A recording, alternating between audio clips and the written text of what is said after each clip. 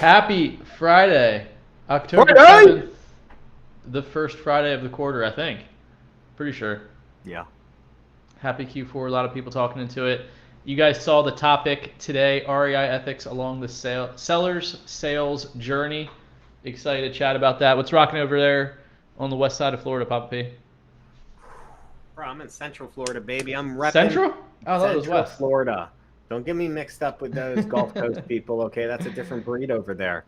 Those are Philly fans. That's where the Phillies practice. I'm over here for the Detroit Tigers right there on the road from me. Listen, man, I got some big news, bro. I got big news. I've been talking about it. I finally went and visited the 36-unit mobile park that we're buying on 40 acres. I'm stoked. I was up at 4 a.m. Spent the whole day in Arkansas. Got back at like 1 last night, up this morning, took the kids to school, went and visited a flip in the office for the podcast, did my sales training. I've been going nonstop. I am wired on espresso, ready to go. The park was interesting. But what I find even more wild is the airport. If you've ever... The airport is the only place. I get there at like 5 a.m. in the morning, and there's an Italian restaurant open. I don't know why. A Starbucks and some panini sandwich place. I'm assuming they get salads and sandwiches. And like, I'm thinking, where else at 5 a.m. other than like New York City are you getting Italian food, paninis, and then Starbucks? And then I land in Atlanta on my layover. And what's wild is it was like 7:30 that time, East Coast time, and Popeyes is opening. It's 7:30 in the morning, and I'm walking down looking for a place to get a bagel or something, and there is a line, like literally wrapping through the gates of all these people waiting for the Popeyes to open. And what's funny is you have some guys in business suits. There's other dudes looking like they just rolled out of bed wearing pajamas. You know what I mean? And then you got girls fully dressed with, like, I saw them with the earrings and the necklaces, just all waiting. I'm like, this is the most eclectic melting pot of people that you'll ever find. You got a kid, there's a kid screaming against the wall, the mom trying to keep him quiet, and we're all just walking like this is perfectly normal, this behavior in this airport. And I just was like, man, this is next to Walmart on the weekend. This is probably the best people watching spot that you could do is this airport. It was wild.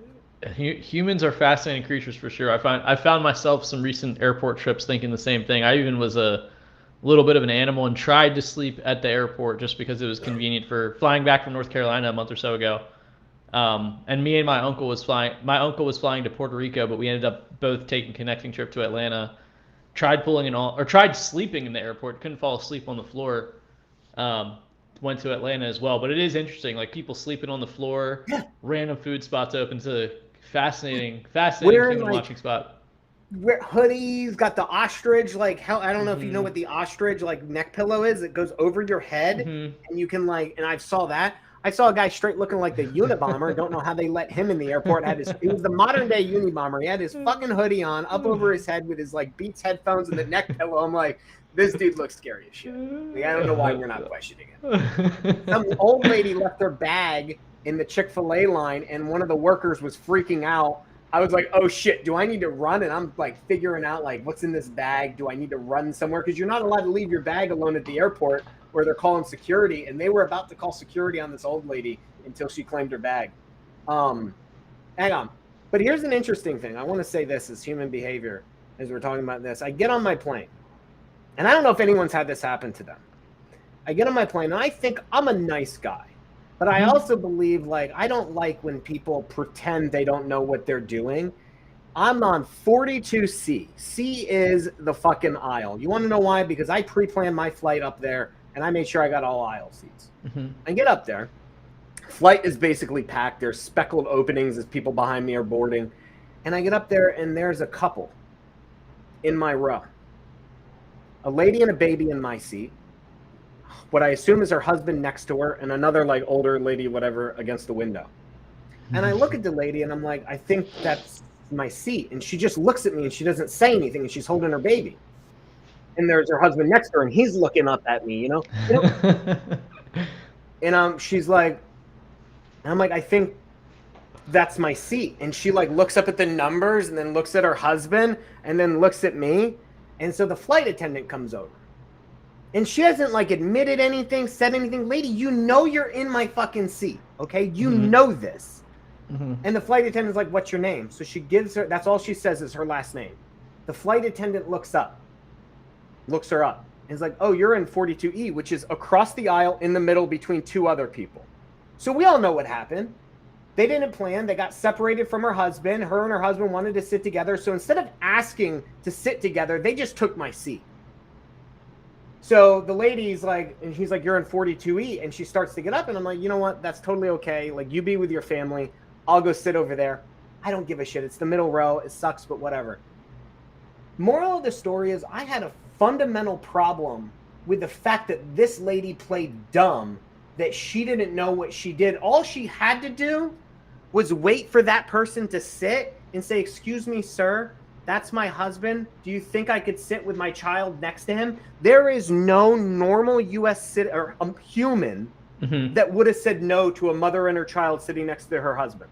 I don't think anyone would have said no to that.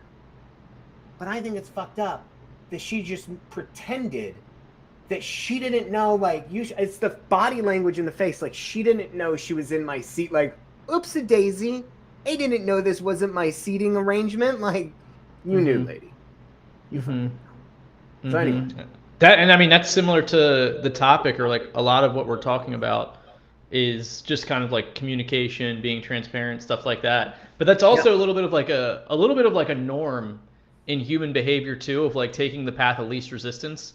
In working with people. And the same thing a similar thing happened to me on a flight recently, where I always get, one good thing of being kind of smaller in stature is when I'm on a plane, even if I'm in the middle, unless the two people next to me are like huge, like I'm okay. Like I have my arms like this, but I'm the same way. I get TSA pre-check, clear, just because I fly so much. I like to be able to just roll right through.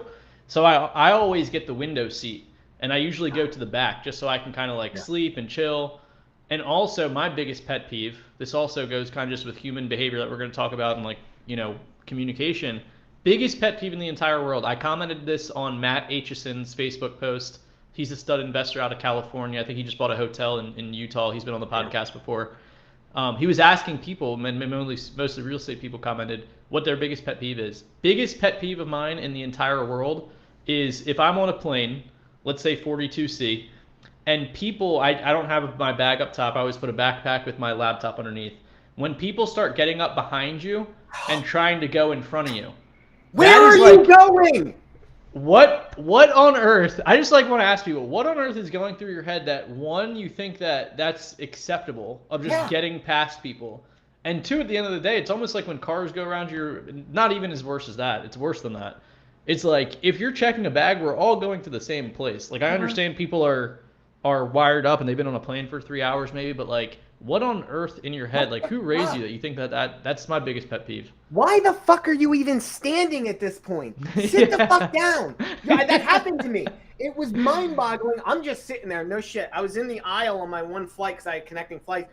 I just sat there. The two people next to me looked like they were having anxiety attacks because I wasn't getting up and standing. And, they were like switched over facing me, like ready to fucking like they were about to run a sprint in the Olympics. They were waiting for me to go. And I'm just sitting there thinking, like, I got 40 fucking rows in front of me. This is going to take, and they haven't even opened the door. This is going to take a good 10 minutes or so. Like, I'm not standing to go nowhere, people. And hey, guess what? We all went to school. You know what they do in school in like 4th and 5th grade when you go to the cafeteria? Line up at the door in order, and let's walk orderly down. There is the kid in the back doesn't run all the way in front and skip the line. You just walk in the line. Guess what? The front people go first.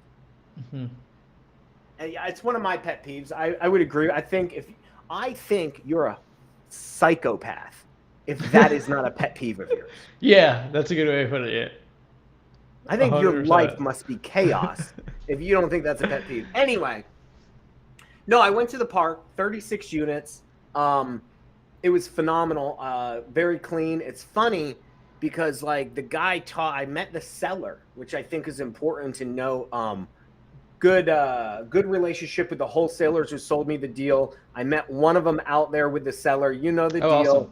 awesome. I'm partnering with them, which kind of I am because they're helping me along the way. I mean, maybe not financially partnering, but partnering with resources. They're helping me out since it's my first park. But it was nice, you know, walking up and down, like the guy's giving me the lowdown. I think when you're buying a big asset like that, it's really important, especially when he's financing and holding the note. I really wanted to meet this guy and talk to him and just make sure we were on the same page, like, what do you want to call it? Ethically, or just, you know, we were one, you know what I mean? Sure. We were On the same wavelength. Yeah. Yeah, that's the right word, on the same wavelength.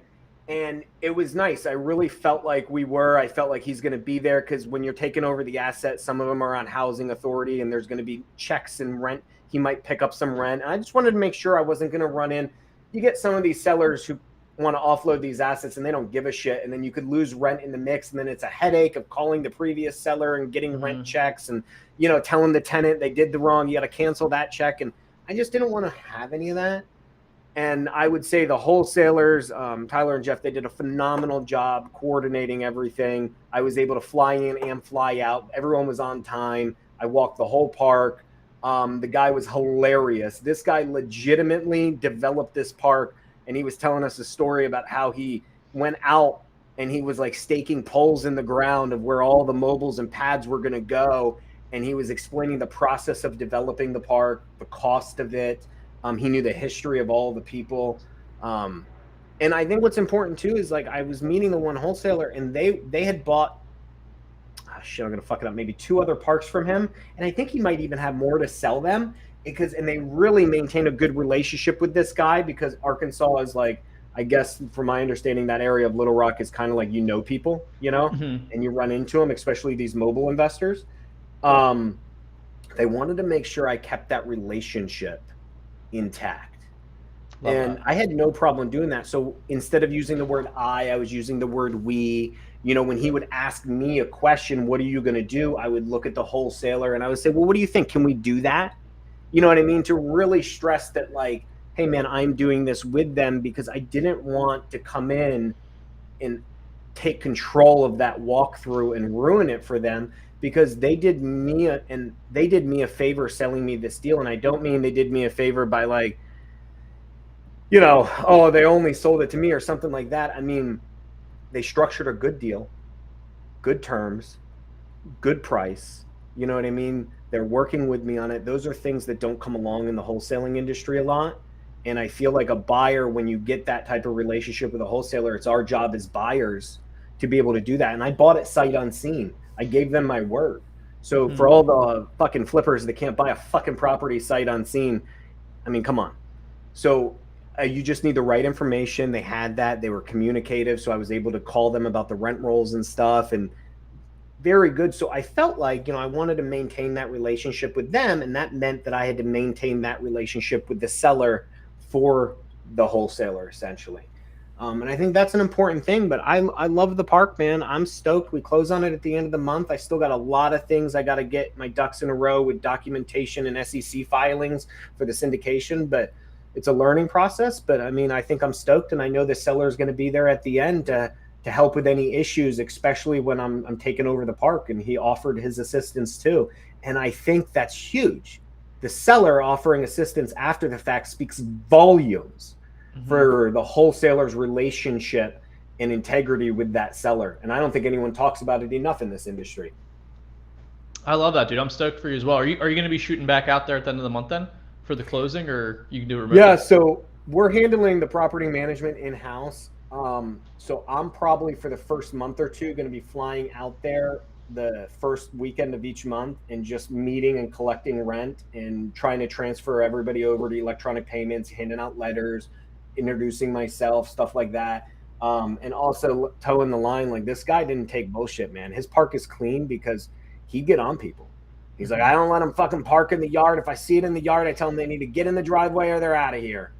He's like, you know, and he keeps them all on month-to-month leases. He's old school. He's like, I keep them on month-to-month leases because I tell them, month to month's better for you because if you don't like the place, you can get out of here. And if I don't like you, you're sure as heck gonna get out of here. Mhm.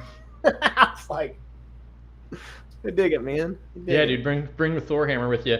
I'm seeing a lot of like parallels here, even like talking about just like human behavior and ethics on a plane. Like same thing with me. I was saying the example I had was similar to you. It was like a couple. I was sitting in the window seat, and this couple came up to me and they just politely asked. They're like, "Hey, I wanted to sit with my husband. We got separated seats. Would you mind switching with me?" And I went to like an aisle seat. I was like, "Yeah, of course, no problem."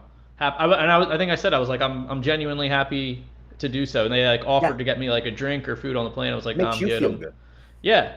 So it's good to have not only that, like always be working on yourself as like kind of like a human and I guess maybe spiritual for personal development for lack of a better term, but also having that ironed out for your business, your real estate business. And I'm curious what percentage of people listening to this, like wholesalers, any investors doing direct to seller marketing, have like a clear kind of like purpose slash vision for their company as far as the exact solution that they're putting out there into the marketplace that a homeowner could see versus you and any other investor that they're seeing marketing or receiving marketing of. So that's a little bit of pretty much the foundation of what me and Pop P are going to wrap on this week. And I think that really starts with, like I mentioned, like a purpose or vision, what your solution is in the marketplace, you versus other real estate companies in the marketplace. So I want to kick this over to Papa P. And what do you think someone listening to this show, what are some key items that should be kind of like a solution or a purpose that a real estate investor should provide? And let's stick with wholesalers for right now, I for just think you need wholesalers to in the take the word marketplace. purpose out of there and Mm-hmm. swap it with what you just said, solution. Mm. I think I think obviously people misconstrue purpose because I think purpose is more like me focused. What am I doing? You Mm-hmm. know, like my purpose for my company has a lot to do with what I want to do for myself and my employees. But I think the solutions that we offer is it when you're starting out, like you really need to think of that. Like it's part of our training. Like I even have, and I showed it to you, like we have a little Mm-hmm. thing about who we buy from. We have like avatars that they go through in their training, like we call it our buy box, right? What type of properties, but what type of people. And when you can convey that to your team, you start to align your identity to, okay, here's who we're helping out, and like here are their problems. And I actually discussed this on our sales meeting today. It was like people aren't going to sell to us if they don't have a problem or a need. It could be Mm-hmm. a problem is in repairs and you're solving that, the solution. It could be moving time. Maybe it's just they want a guaranteed offer, you know? Maybe they Mm-hmm. want ease of transaction. Maybe they need post occupancy. Like there's a reason why they're selling off market. So I think you need to focus your purpose, right, on providing solutions. And I think that one's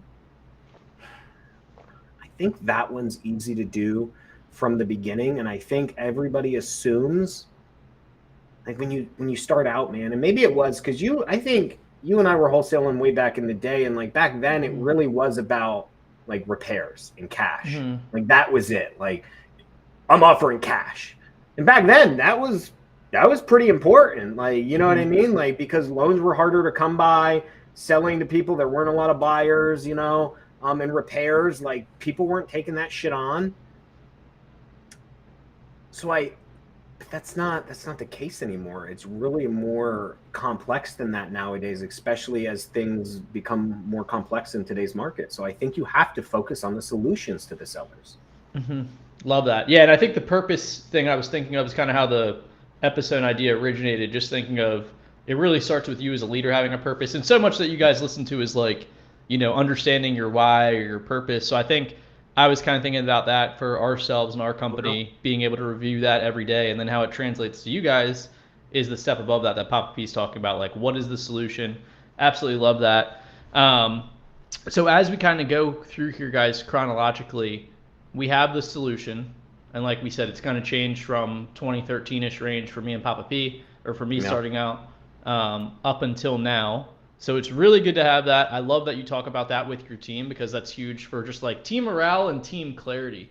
Like Clarity, yeah. clarity is just so big on this industry, and it's kind of like OKRs, like how it's tied to everything in the company. Like when you have that clarity in the solution that you're providing to sellers, every conversation you have is going to be different. You're going to have another additional level of like clarity and almost like energy, like automatic energy to it as well, if you really think that you're helping people and understanding why and how you're doing so.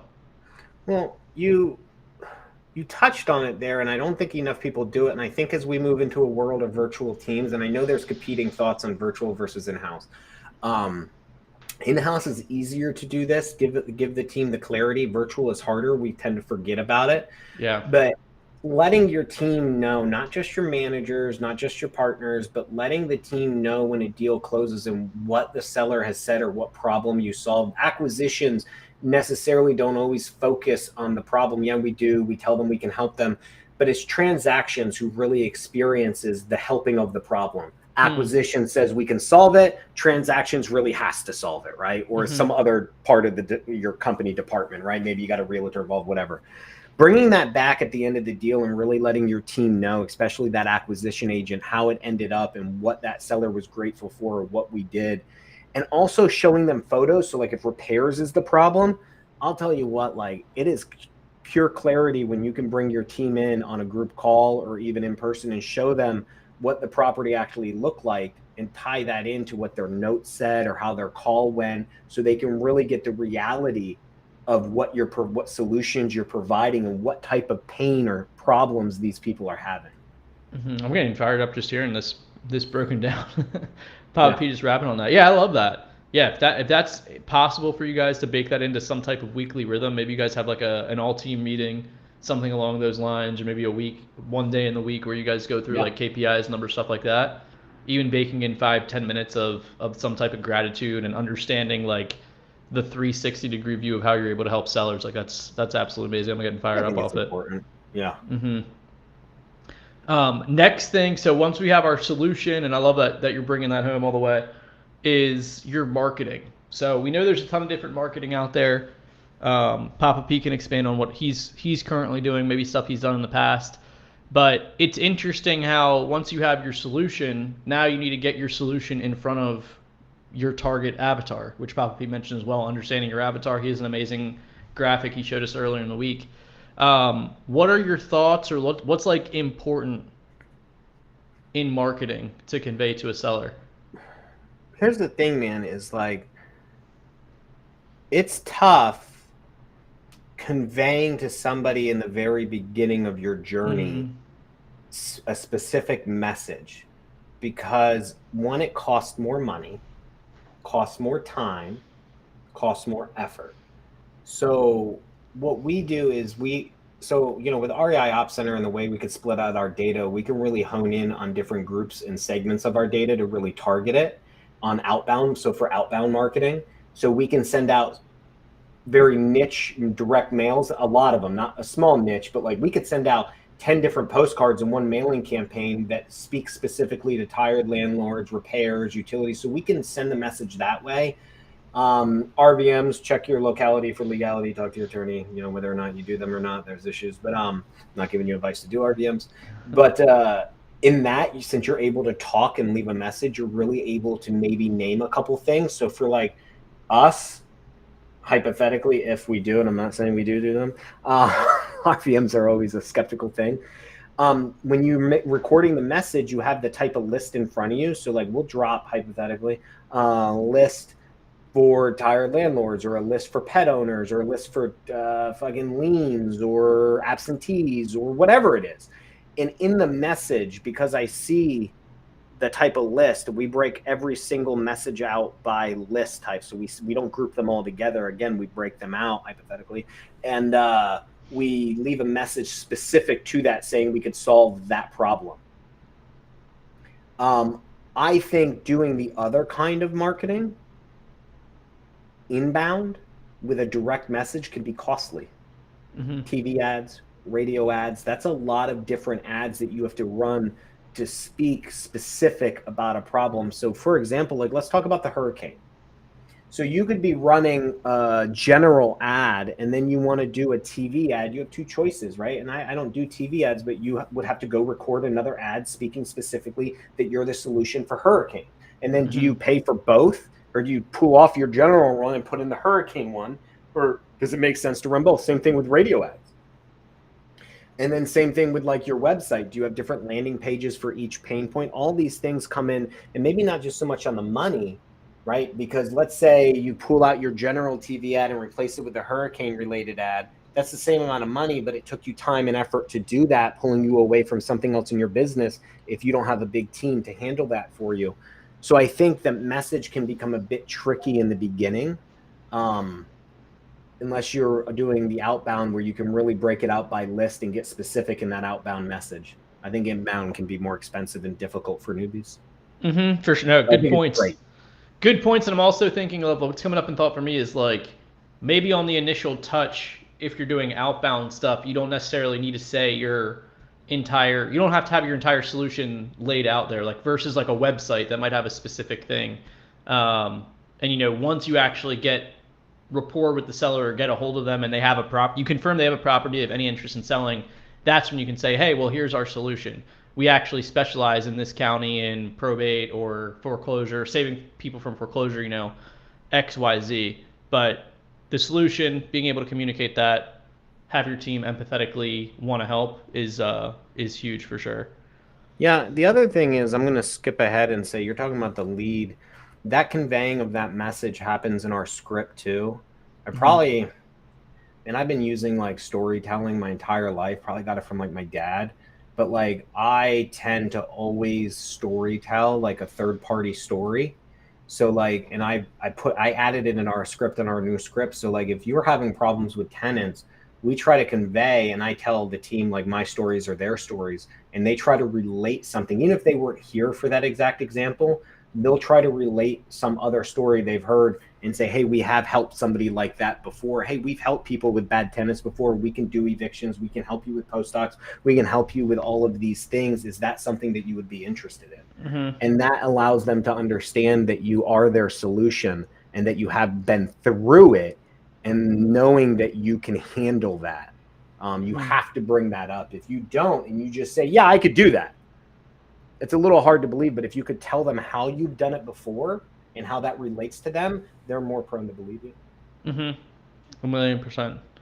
Love that. And that's a good way to be in any industry, any way of life. Anybody that you come across in a human interaction is like, you hear what they have going on. If there's a potential pain point that they're having, here's my experience of life. Here's what I think might be helpful. No, it's no different from your real estate business. Like Poppy. Exactly, because you're not like picking on the person or pointing out their thing. You're actually talking about somebody else, and as humans, we tend to replace and put ourselves in their shoes and start to say, oh, well, that's kind of like me. I let them say that.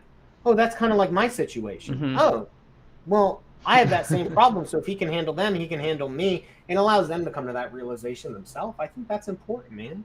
Mm-hmm. You got to convey that message, because again, you started in the beginning, man. Like, I think the most important thing with the sellers is kind of like that walkthrough of the process, right? Like if you think about a seller, I don't know, man, like, okay, Carlos, how many houses have you sold in your life?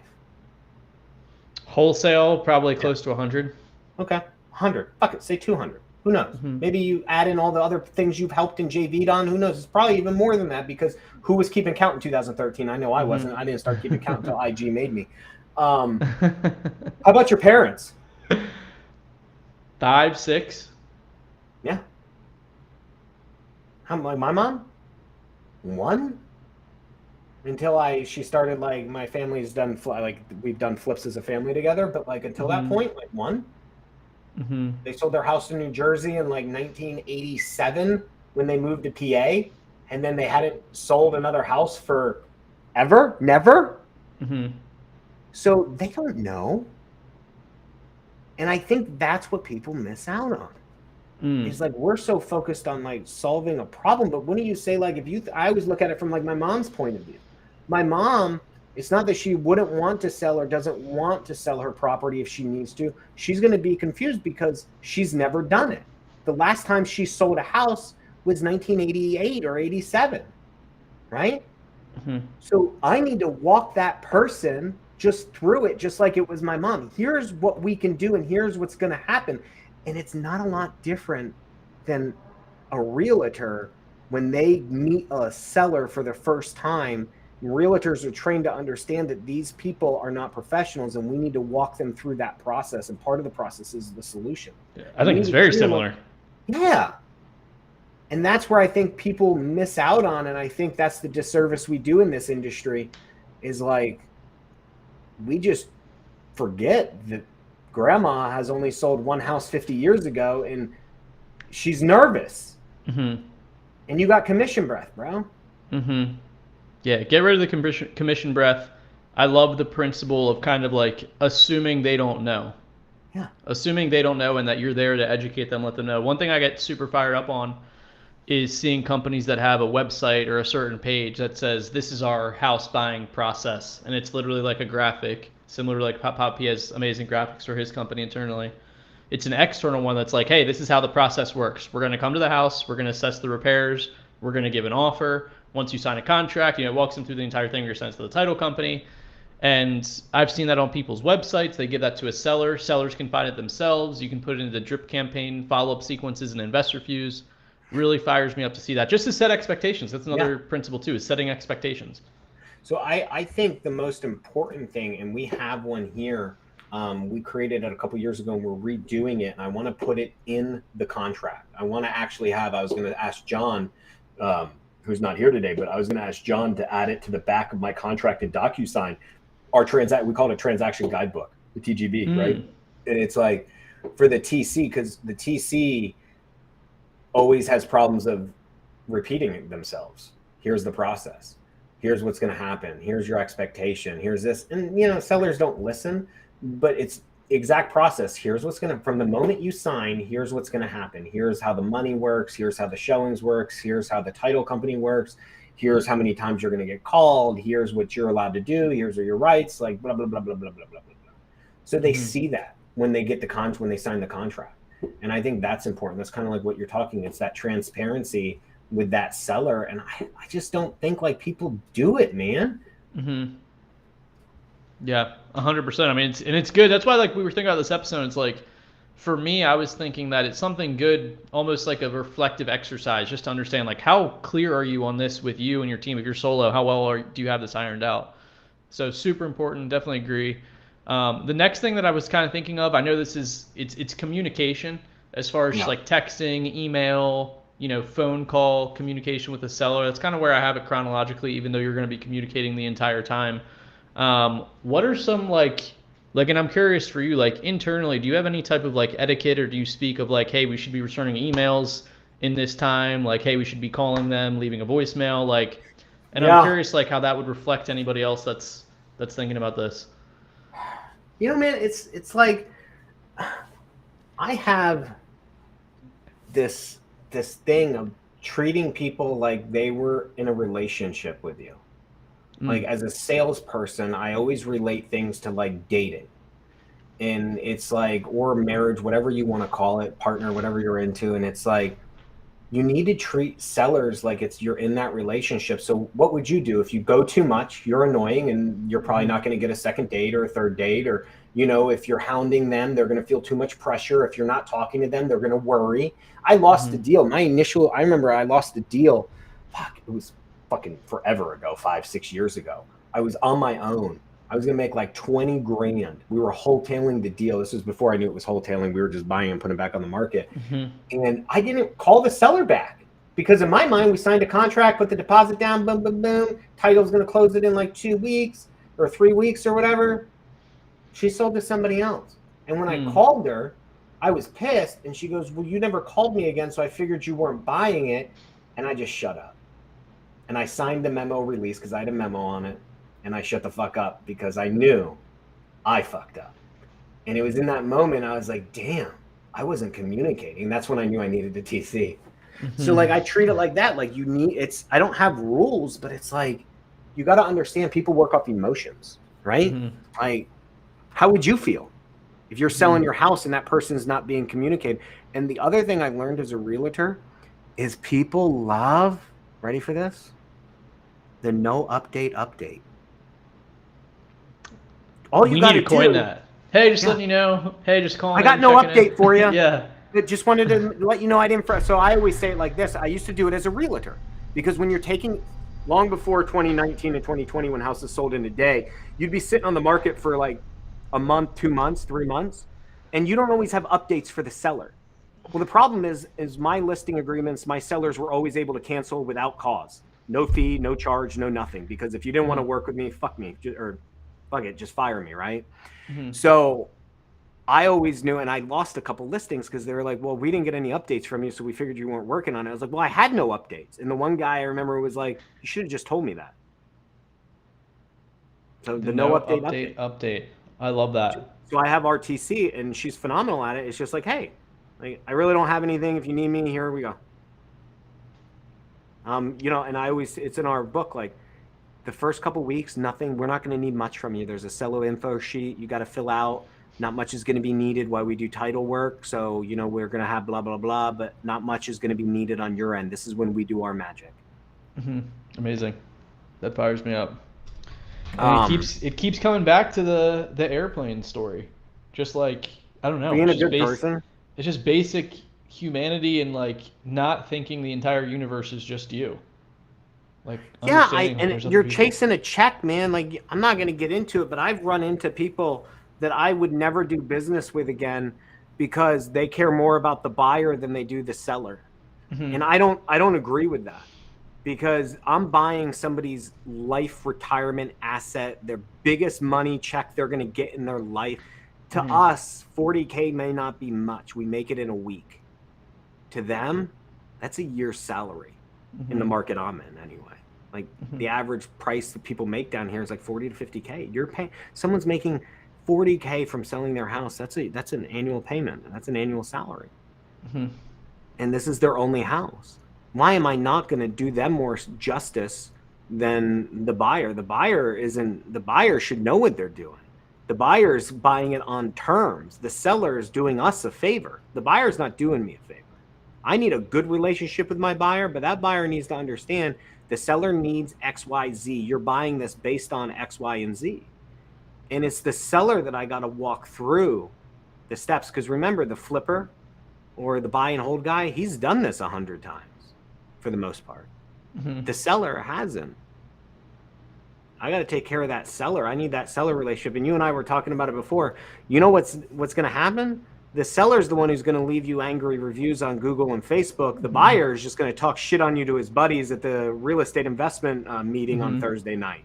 You know what I mean? He's not going to actually fucking go out there and leave you a bad 1-star review. But when you have that, guess what? Every other seller who Googles you is going to see that, and it's going to ruin your business. So I think we have neglected the seller, and I think seller relationships need to be made key. And that's why more regulations are coming in too, because too many 100%. Of these people are taking advantage of the sellers. 100%. Who was that? I think I was talking yesterday. I can't remember. Yeah, yesterday with one of my buddies he hasn't done wholesaling in a while. He got into multifamily, but he couldn't believe it that he's like, wait, you need a license to wholesale in states now? He's like, I didn't think that was ever going to happen. And I was like, yeah, it's because there's just ethical stuff that wholesalers do. They're kind of forcing the hand of a little bit more regulation. Yeah. Like, and so I don't think, so like I was taking Eric Brewer's, I signed up for the Novation course with Eric Brewer, and I was watching one of his things, and he said it really good, because novations, you have to be very upfront with the seller. And he's like, hey, listen, we're not going to go and tell them exactly what we're doing, that, hey, we're going to bring in an FHA buyer with their realtor, and this is how the sausage is made, and there's going to be this, and this, and this, and this, and this, and this. Instead, he explains the process to them of how the X, Y, and Z of it, and leaves out all the detail. Because guess what? The seller doesn't need to know the minutia. You just basically, we're going to do our magic. We're going to work our magic. Here's the process. We're going to advertise it. We're going to bring buyers in. We're going to show the property. We're going to work with them in the title. We're going to do all this. And when I go back to thinking about it, if it was my mom, that's what she would want too. I always refer back to that. If this is my parents, if this is my mom doesn't want all the details. She's not going to understand them. You're not going to use it. Jargon-based terms, they're not going to know them. They're going to have to Google and Wikipedia them, right? Instead, they want to know the A, B, C. They want to know, here's step 1, step 2, here's what to expect, here's what we're going to do for you. Here's what we're going to need from you, and here's what we're going to promise you. They don't care about in between. Mm-hmm. So like we had a deal recently where my TC, Brittany, she was great, and she was working with this guy, and she had told him that, hey, listen, you know, your repairs that are on here, like you didn't tell us about this, we can't buy it, but what we can do is we're going to advertise it to other buyers and some people that we know. If you want us to bring in other investors for you, so you don't have to go through more phone calls, we'll see if we could sell it to somebody else and just let them buy it. Love that. So what happened was she had built such good rapport. That buyer tried going around we found a buyer. That buyer went around our back and tried telling the seller that we were making 10 G's on him. And guess what? He didn't give a shit because my TC was very upfront. Mm-hmm. And in fact, he ended up telling her what had happened. So we knew we knew that buyer went behind our back. And I think that's important too, especially if you're not buying it. If like shit hits the fan, you need to be upfront with your sellers. Mm-hmm. If one of your VIPs ain't buying it and all of a sudden things change and you need to get it on the MLS, like you just be upfront with them. Just let them know what's going on. In turn, you gotta, what's the saying? Like, you gotta like flip the hat. You gotta flip the switch. You turn the hat around and now you become like an advisor.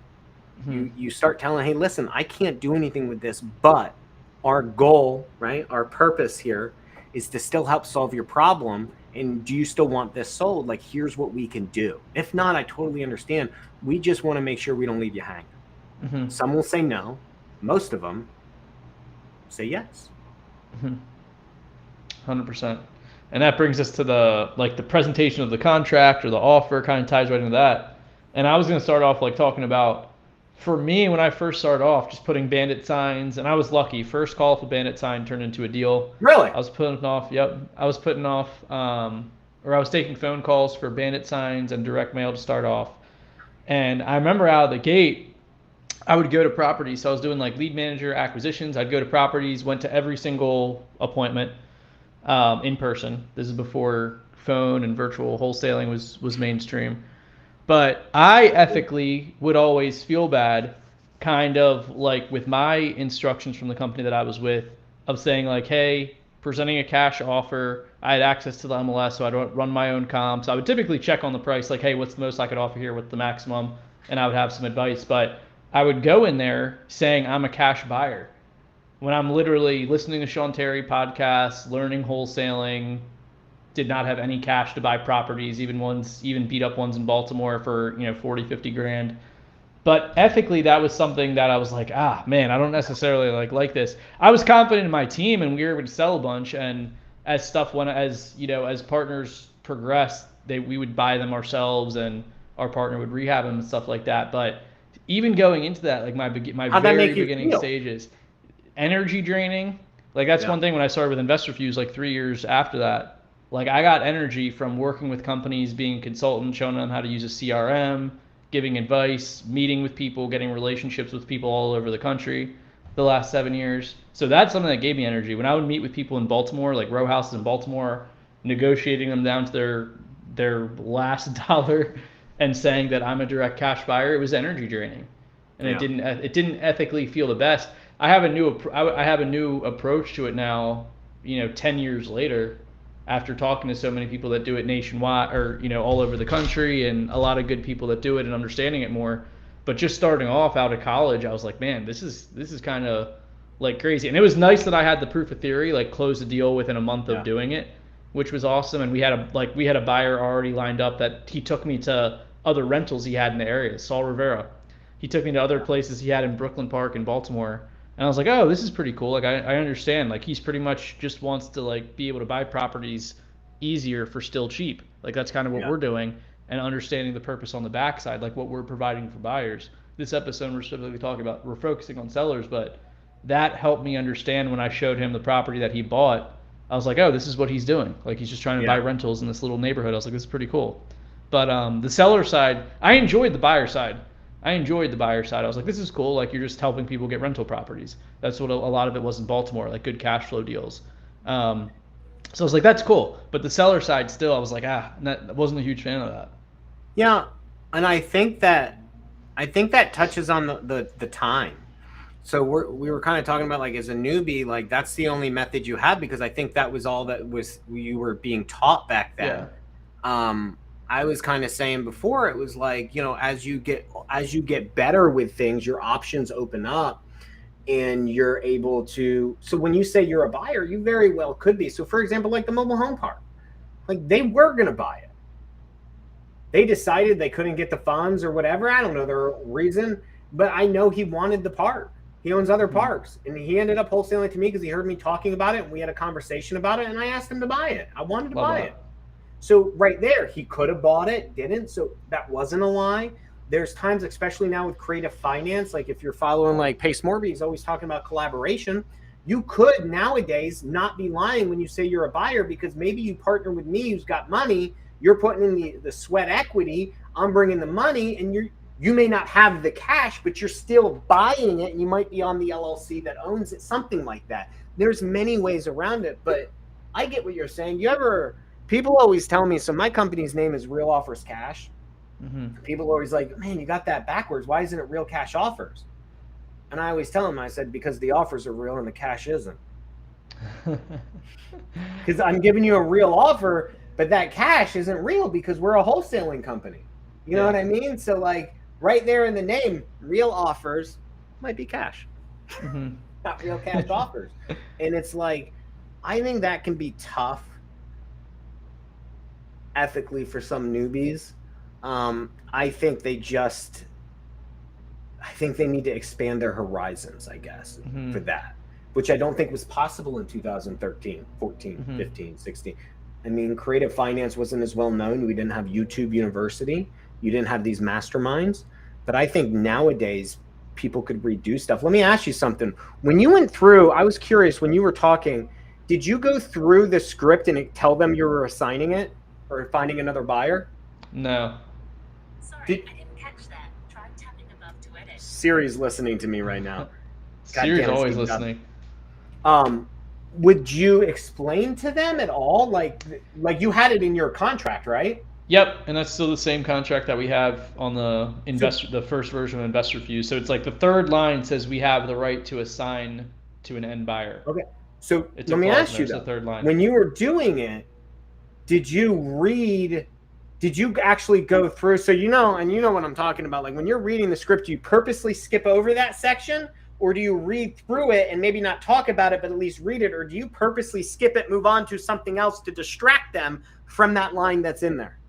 Dude, honestly, and the people watching this don't judge a young Carlos 10 years ago, and I take responsibility, and this was me just kind of learning wholesaling.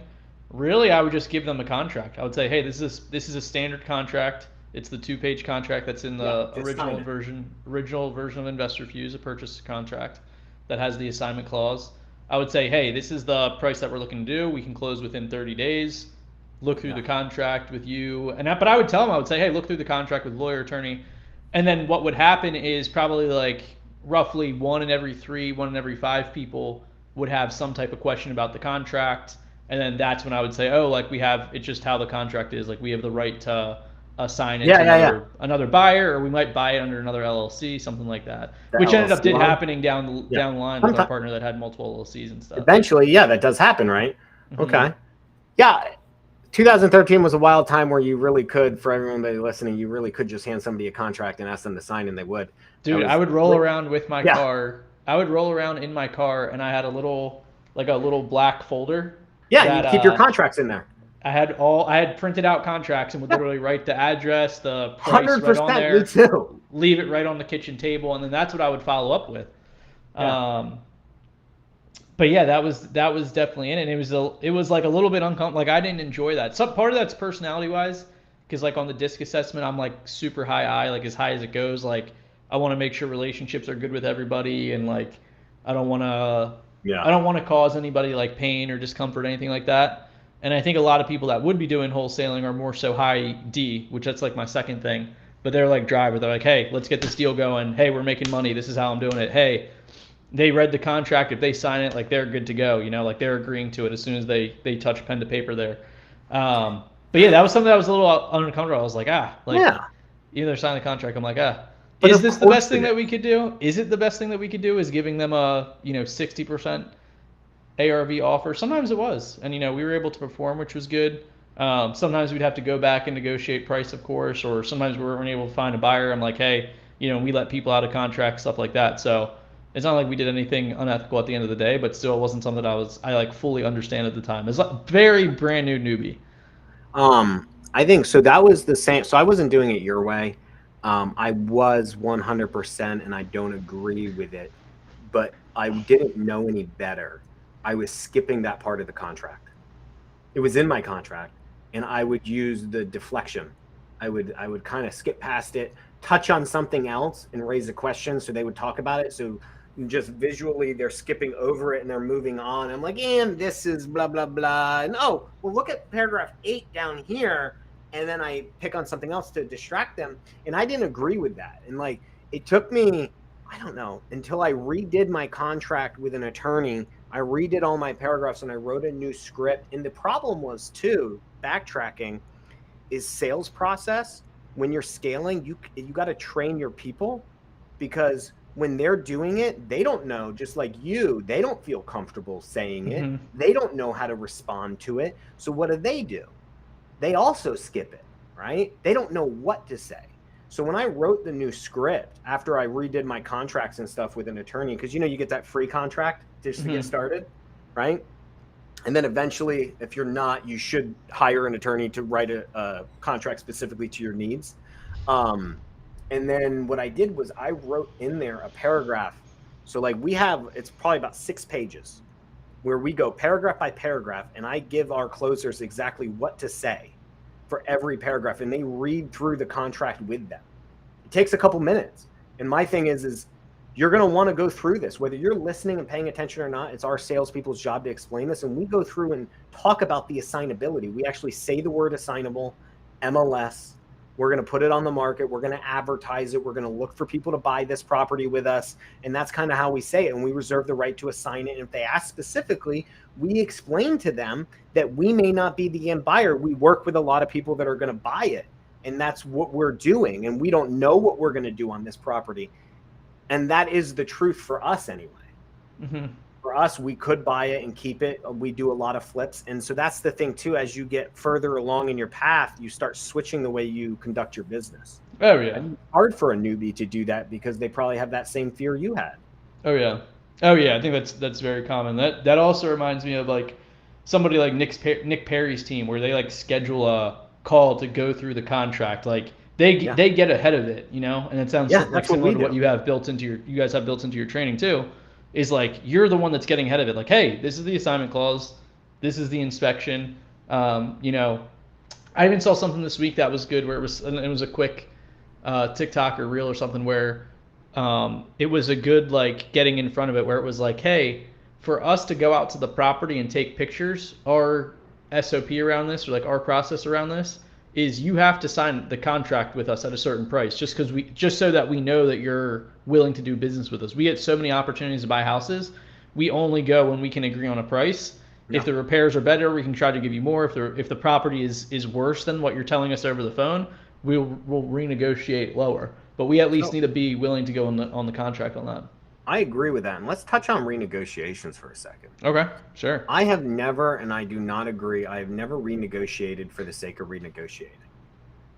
I would say if I look at renegotiations, majority of them, I would say there's probably 80% seller faults and 20% my acquisitions faults of misoffering, misvaluation. But I mean, I was thinking of the last couple that we've canceled, and we try not to cancel them, right? Like, or try to renegotiate. I'm sorry.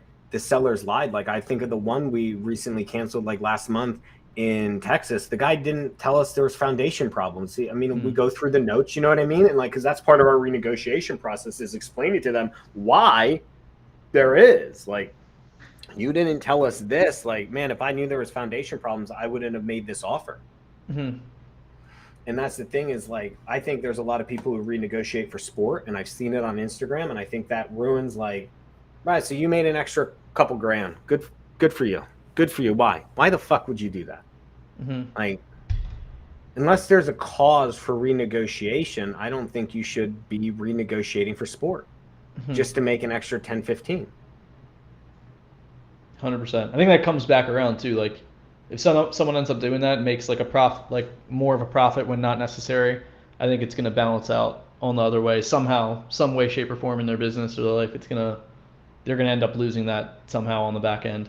Um, but that's good stuff, man. This is enlightening, even kind of like bouncing perspectives off you and hearing stuff like that. Do you want to wrap on? Let's say we have the property under contract now. What about like selling it? Because that kind of goes hand in hand with cash buyer. And I would say same thing. Like I'm talking about me as a newbie, beginning stage, just learning off Sean Terry podcast. Working with Dan, who was you guys know his story. He was traveling in a rock show for a rock band, doing 180 shows a year, pretty much managing a team virtually as a semi professional rock star. So you didn't know that? I don't really know Dan. I mean, okay, I only we'll have to know wrap Dan on through that. Investor Fuse. I don't know him as a real estate investor. I don't personally, you know what I mean? I only know Yeah. of him because of you and John. Yeah, well, that'll be an interesting story to wrap on in the future. But similarly, guys, when I would get these under contract, it's the same thing of showing the properties too, like handling like, okay, we're gonna have some inspectors come through or contractors to take a look at the scope of work or whatever. That's another thing too when you're handling, and also, I mean, there's all different types of stuff, right? The property could be vacant, which I was always like, all right, amazing. I can throw a lockbox on it, get buyers, amazing. I'll take that all the time. It could be owner occupied, which we would have that in our Podio at the time, which was the first, it was becoming the first version of Investor Fuse. Or it would have tenants in it, which is like, I would say the owner occupied would be the most difficult. Tenants could work around a little bit easier. But that was difficult too. Having showings, bringing buyers through, explaining to the buyers what was going on. Luckily, knock on wood, it had happened, but not, I don't think at the rate that I hear from other people. As far as like buyers just kind of understanding you're a wholesaler that has equitable rights to the property and trying to go around you to the seller, man, that would piss me off. But wrap on that for a little bit, Papa P. Like, dude, it's one of my biggest things, man. Like, I personally think that, it comes down to relationships with buyers. So obviously we know the different ways of, occupancies all change how you're going to do things. TCs always tell people we got to get in 2 times. First time is for photos. Second time is to bring our partners in who want to do the deal with us. And we always tell them maybe, but rarely do we have to get in a 3rd time. I don't believe you should have to get in more than that. I don't think you should have taken the deal down. Either that or your dispo process is wrong. And I think that's where a lot of stuff goes wrong is the dispo process, especially nowadays with Investor Lift, which, I mean, I'm not the only one. I feel like I've been saying it the longest, but I love seeing other people on social media telling people how much trash they think Investor Lift is and what it's doing to the buyer's market, because people lie. I'm like, I got 3.8 million buyers. No, you fucking don't. No, you don't. No, you don't. You got a list of people, but you don't have relationships. So I think like when you got to have 15 people show up to a house to look at it and you don't let your seller know that and they're not okay with that, that's a problem. If 15 people need to look at this house, you probably didn't get it at a good deal. If you do a gigantic showing with 15 people, I think there's a problem. I just think to how I buy properties, and if it's a good deal, I can make a pretty solid decision and I'll give you my offer. And then maybe I need to see it before I commit and sign, but I'm also not going to waste your time because my time is valuable. But I see a lot of people just throwing shit to the wall. And I think that ruins that seller relationship. So I feel like you got to communicate to the seller how many people are going to be there and what's going on. And you have to make sure you're communicating with your buyer. I don't know, man. I know people are going to hate that statement and say, well, you got to do what you got to do to sell the property. You're never going to cash checks if you don't get all the buyers in. Like, bro, I feel like if you have a good relationship, I went into a real shitty one. Like, I personally did it. And I went into this one. I love going into properties. I called a guy up and I don't even know, like I just shot him high numbers on rehabs. And I was like, bud, listen, I'll send you photos, but remember this and such property you did? This is fucking worse. You're literally doing everything. Subfloors, dude, you're drywalling, like your roof, AC, there's a limo. I'm purposely talking a property down so that way I can get your real assessment and say, what would you offer based on that? And then because of my relationship with buyers, like I can get verbal offers from them up front and I can get contracts signed based on that. I don't know. I also don't do, I'll just say this, I don't do 40 deals a month. So, you know, maybe there's a difference there. It's definitely more efficient, more, I don't know, just ease of doing it, like not beating your head into the wall. I understand that you might have to be a little bit more cutthroat if you're doing 40 deals a month and you're virtual and you're managing buyers, you know, across the country. So I get that.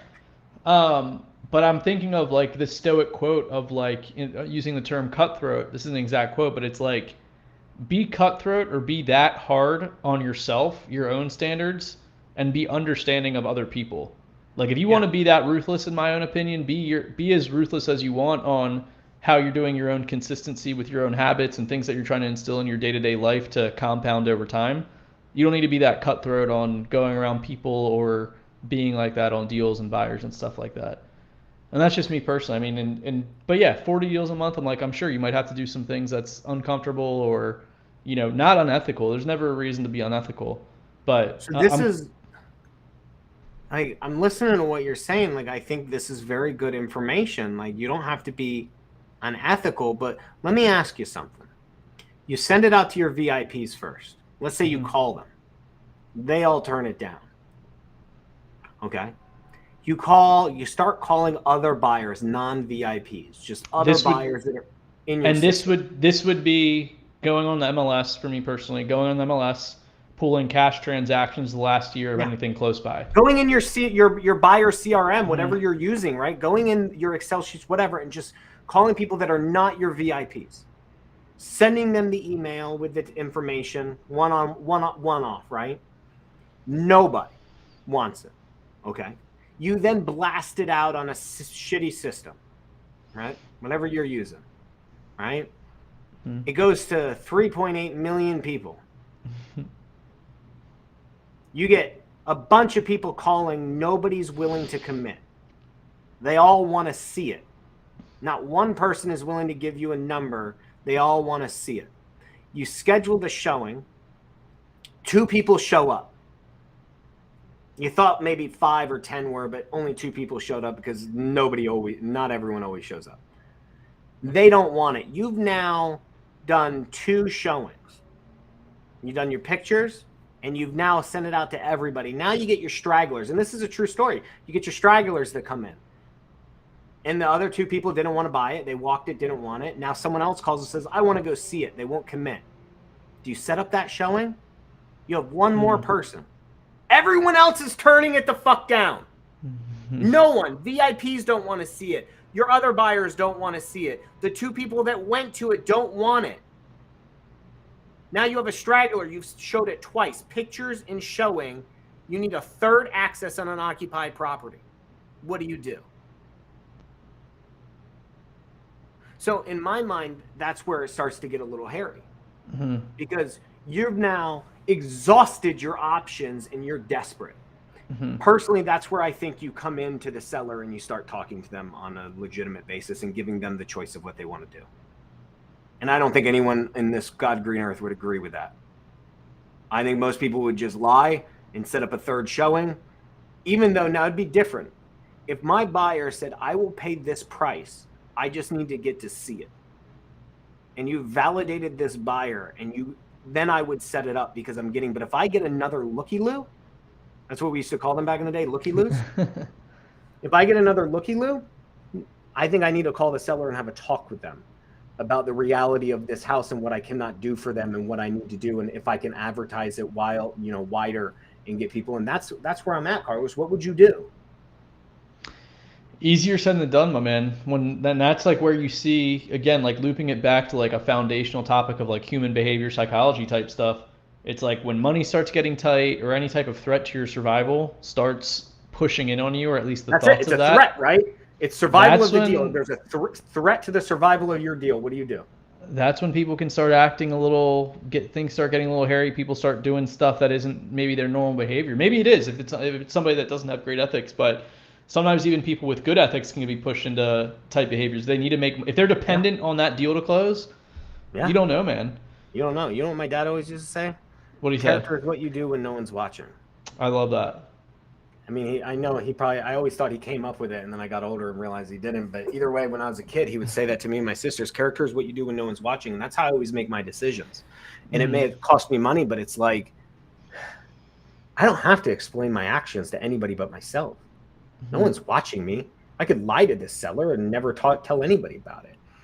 And maybe if I had a price, I could rationalize why. I'm like, okay, you're going to pay me for this? Like you have a price, and I need to know why they need to see it too. Like that's my thing. What is it that you need to see before you commit to that price? I could get you in, no problem.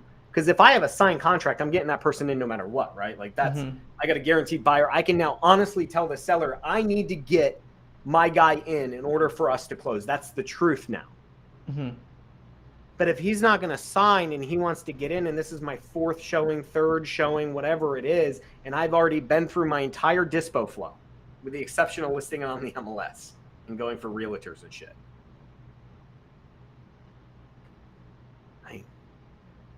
Am I getting desperate? Like, am I going to lie to the I don't know, man. That's where I think people get a little squirrely.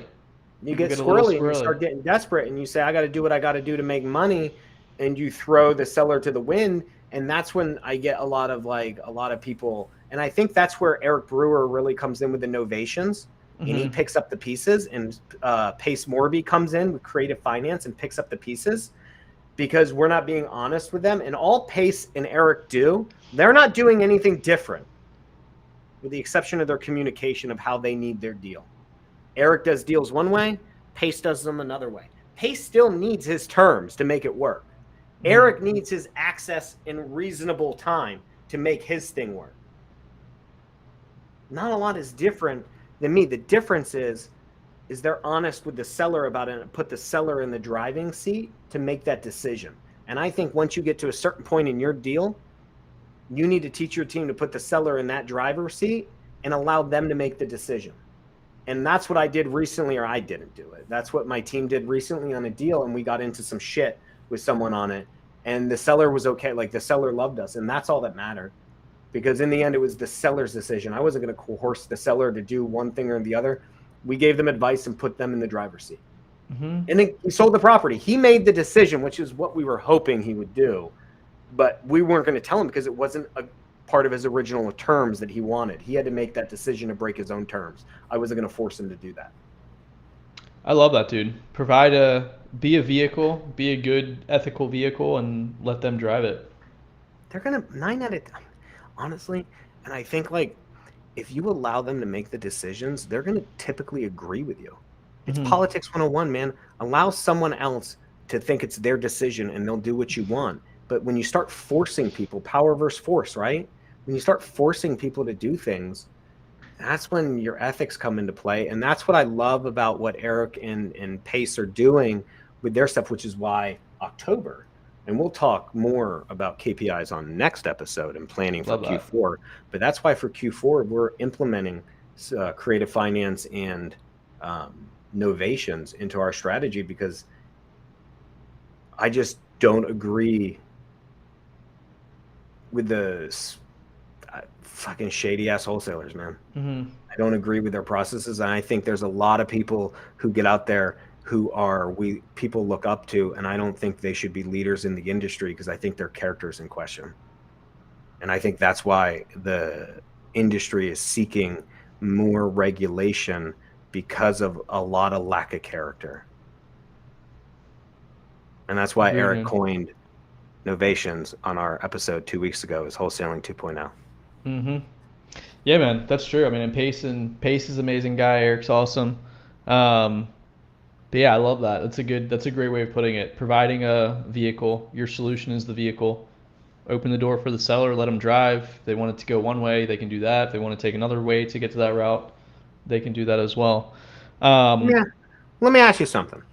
What do you do? Speaking about ethics, Jerry Norton was talking about this, flipping mastery, right? You got a contract under, you got a buyer lined up. Seller comes to you and says, I don't want to sell anymore. I'm not moving to Tennessee or wherever. I got to stay in my house. I don't want to sell. What do you do? The ethical thing is let them get out of the contract. What do you do depends on where you're at mentally. Where, if you're an ethical person, where are you on the unethical to ethical spectrum there? But a person that isn't desperate for money, has a good heart, has a good business, is actually like somebody that we're talking about, which is a good exercise for everybody listening to this check out. They would let them out of the contract because that's not the best solution for them anymore. You have 3 choices. You either sign an actual cancellation. You have a memo on it. I forgot to add that. You got a memo. You sign the cancellation and release the memo. Mm-hmm. You verbally let them out and you don't force them, and you keep the memo on. Or you force them. You do. I forget there's a term for it, and it's escaping me at the moment. Shit, I can't think about it. For what is it? For making them close. Oh, for making them close. Yeah. And can you like cloud title or something like that? No, that's a memo, but you can go to court and suing for performance, specific performance. You can go and make them perform on the contract. What do you do? So personally for us, I mean, I know what I do. Like, we have a process for our office. What would you do? Somebody with just, if someone were to come to you and say that, what do you think? Like, you have a memo. You can release the memo and sign a cancellation. You could keep the memo and just tell them, hey, you don't have to sell to me. Or you could sue them for performance and make them close. But you don't know whether they're telling the truth. They could be trying to sell it to someone else at a different price. They could honestly be telling you the truth. You don't know. You have no way of knowing. What do you do? Would a top tier person explain them those 3 options? Hey, these are the 3 ways that I'm looking that I can do. Would you just be open? I would like to think that I would be open and authentic. And I think that at this stage of my life, that's exactly what I would do. I would say, hey, this is the situation that you're putting me in. We spend marketing dollars to talk to these sellers. You know, I pay a staff, I pay a team to do this. I have to train them to be able to negotiate, understand different terms that we put you on. So here are my 3 options. What's going to be the best agreement for both of us? I can either do A, B, or C. I can force the sale. I can cloud the title.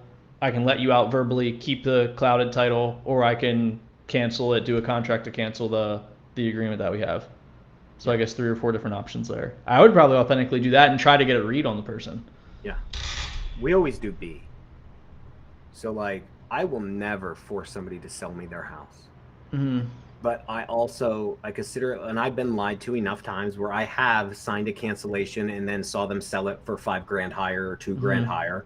So over time, so I went A, right, where I just signed the release of everything and let them go because I was a good person. And then I realized that sellers are the worst liars.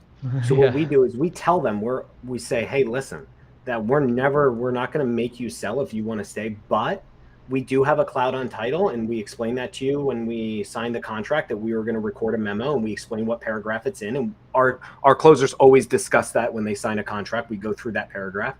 But so what's going to happen is you don't have to sell. You could stay in that property for as long as you want, but if you're going to sell, you're going to sell to us. And that usually could tell us whether or not that person, most people will be like, cool, I'm not selling, so cool, you do what you got to do.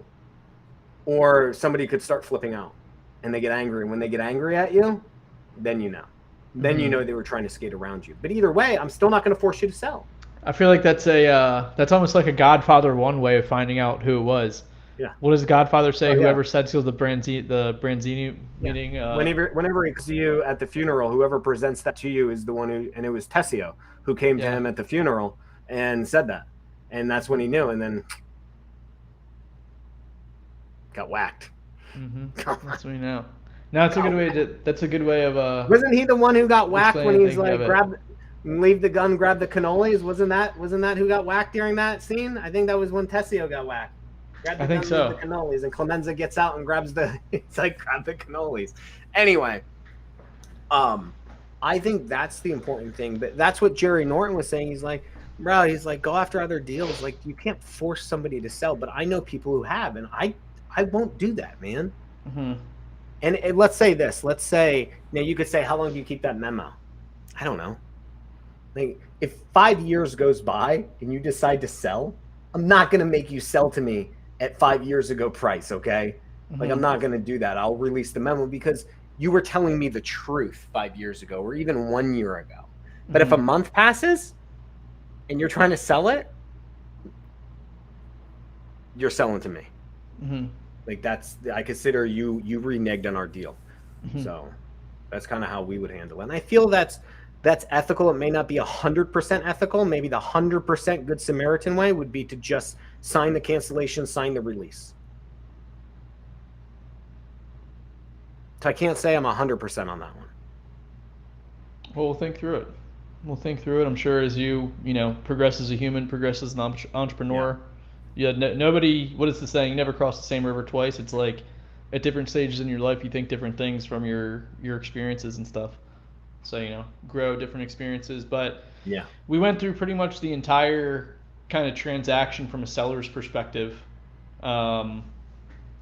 Things of that. So a lot of good stuff there. We definitely have some live viewers on, so that's appreciated for everybody that's been staying on this whole time. Let's hit on Pulse of the Week. What do we got? Listen, dude. Listen, man. I love my man Elon. Same. But this motherfucker is getting in some real dangerous territory right now. He hasn't, whether he's actually going to come out with this or not is skeptical. I'm still waiting on the Cybertruck. But he's now hinting and showing these things that he's releasing a humanoid robot, Tesla bot. I've seen one too many movies where this doesn't end well. Yeah. Yeah. Show me a movie where this ends well. I just watched a cartoon with my kids 2 weeks ago. I forget the name. It's about a family. The Mitchell's guy versus the Machines. Yeah, Amazing. exactly. And amazing movie. Again, the robots took over the world. If it wasn't for two stupid robots helping a family out, the two defective robots that gave them the secret to kill all the other robots and put the virus in the code. Like, no, I'm not trying to spoiler alert the movie for any parent out there who's trying to watch it with their kids. It is a solid movie. Very solid. But even in cartoons, they're teaching kids, like, this isn't going to end well, guys. Like, and here comes Elon, one of the richest men. The richest man in the world is like, let me do my thing. I'm going to introduce you guys to the Tesla bot. I don't think that's going to end well. He also agreed to purchase Twitter, didn't he? At the same price. I think he's finally going to follow through on that. Good. I love that. I think there's a place for robots, Carlos. I just don't know if I want a humanoid robot walking around like stronger than me, feels no pain, can learn, teach itself. I mean, and then you start getting in like, what happens when the humanoid robots teach the robots in the factory to help make themselves, and then they're making their own, they're recreating their own little humanoid robots until eventually they have a humanoid robot army. I would like to see robots take over McDonald's and Chipotle and get rid of some of these shitty teenagers that are working the food prep lines. I would really like to see Chipotle get rid of all those angry people they have putting my burrito together. I would really love it, because I don't think you need 5 people on a line. I just feel like there could be like a little arm going in and making my burrito. I don't need these angry, because they hate their life. They hate their life. Have you ever seen them slap on the fucking chicken? They're like, I need to go. I need to go more often. There's one. This is the first time I live like walking distance to Chipotle. I really need to go more often than I do. No shit. I asked the cash register for guac the one time. Asked the cash register for guac. She looked at the lady at the end of the line and said, "Hey, I don't know if you heard he needs guac." She goes, "Don't ask me nothing right now." And I was like, "Oh shit. Don't ask this lady anything. She's going to spit in my guac. It's already chunky enough. I don't need anything else in there." Skeptical, man. I feel like robots could really come in. AJ says he wants to one-up Boston Dynamic robots. Yeah. No, Boston Dynamics, they're legit, man. Them and the little dog rover robot. I watch all the Instagram where they... Listen, Okay, so I was watching this video. If anyone doesn't follow Boston Dynamics on Instagram, you need to. They're over here beating the shit out of this dog robot. It's a little like quad pod robot, and they're kicking it. They're like trying to push it over, and I'm thinking to myself, that's all well and cool, guys, until this fucking thing starts to realize that you're beating it up and picking on it, and he gets angry, and he wants to act back with all of his other robot buddies that you've created there, and they start communicating together. You're bullying the robots. If you watch these videos, they're like hitting it with sticks and shit to see if it can keep its balance. I don't know how that ends well. I need to check that out. I don't know. I was thinking to start though, if you happen to get your hands on one, maybe drop one just in Arkansas, have it pick up rent beginning of the month, keep everybody in line for you. Wouldn't that scare some tenants out? You literally have a shed. It's like I picture like a pod at the end of the street, and on the first of every month, it lights up, opens up, and out walks this fucking humanoid robot walking up to your door to collect rent. Like, if you're not paying your rent, when you see that robot, you're going to come up with the money. Like, that's going to be like, oh shit, it's the first of the month. The robot's coming. Yeah, drop one in Arkansas, dude. We'll try it out. I'd love to see a rent collecting robot. I'd be all for that. But yeah, when I saw that, I was, I don't know if he's coming out with it though. He says a lot of shit that we're still waiting. Some of it's marketing. I feel like some of it's marketing though. Yeah. He's one of the biggest proponents though for technology is going to ruin mankind. Mm-hmm. He thinks AI is eventually going to take over. So I don't know why he's coming out with the Tesla bot. Don't know. Yeah. Be an interesting guy to chat with for sure. Anyway, yeah. That was my pulse of the week, Carlos. I felt like I needed to touch on it and let everyone know I predicted the end of the world here. Thank you. No, I love it. I love it. Definitely check out Mitchell's versus the Machine. Danny McBride's in it. Conan O'Brien has a cameo. Eric Andre's hilarious. He's in it. Yeah. Or go back to the old school iRobot with Will Smith. Yep. That's another classic. Yeah. Another classic. WALL-E. Even WALL-E. Disney made it with, if you've ever seen WALL-E, the robots fucking took over and kept the humans fat and happy on a ship in space. They were ruining our entire race. The whole mission, WALL-E saved the day. There's always one good robot saving the day. Mm-hmm. Thank you, WALL-E. Always. Shout out WALL-E. Good robot. Episode 30. We're really cranking along here. Thank you guys. We had people on here the entire episode, so appreciate. Thank you guys. Leave a review if you're able to. If you stuck around this long, would be greatly appreciated. And subscribe. Have a fantastic weekend, and we'll catch you next week. Lock and load. Awesome. See you guys.